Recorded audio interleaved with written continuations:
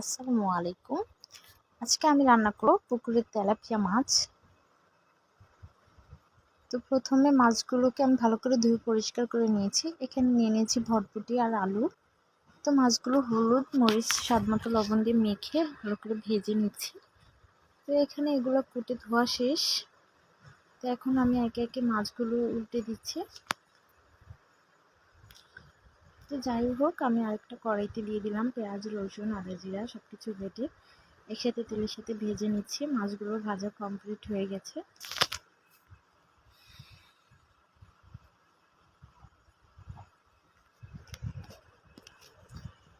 এখন মশলাটা ভালো করে কষানোর পর আমি পরিমাণ মতো পানি দিয়ে দেব।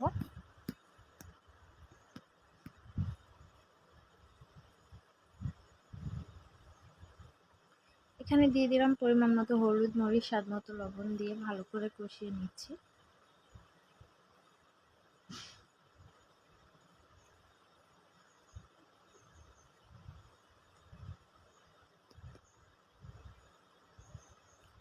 তো মশলাটা কষার পর পরিমাণ মতো পানি দিয়ে এখন আরেকটু কষিয়ে নেব।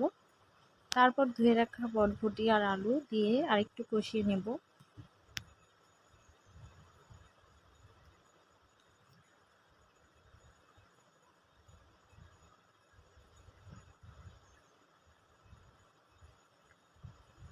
তো বরবটি আর আলুটা ভালো করে কষানো হয়ে গেছে।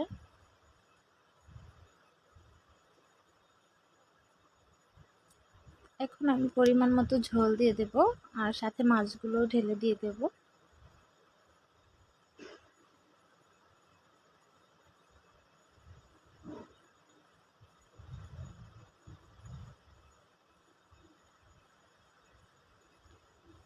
তো মাছগুলো দিয়ে এখন কিছুক্ষণ ঢেকে রেখে দেব।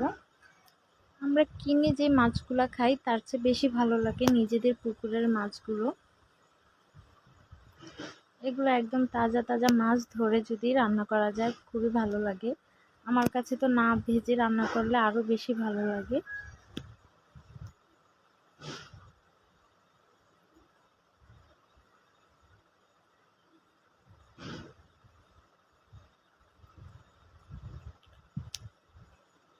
তো ফ্রেন্ডস, ফাইনালি রান্নাটা একদমই কমপ্লিট হয়ে গেছে। আমার ঝোলটা আর একটু কমিয়ে আমি এখন নামিয়ে রাখবো। তো যাই হোক, এটা হচ্ছে ফাইনাল লুক। কিরকম হয়েছে অবশ্যই কমেন্টে জানাবেন। তো সবাই ভালো থাকবেন। আল্লাহ হাফেজ। আসসালামু আলাইকুম।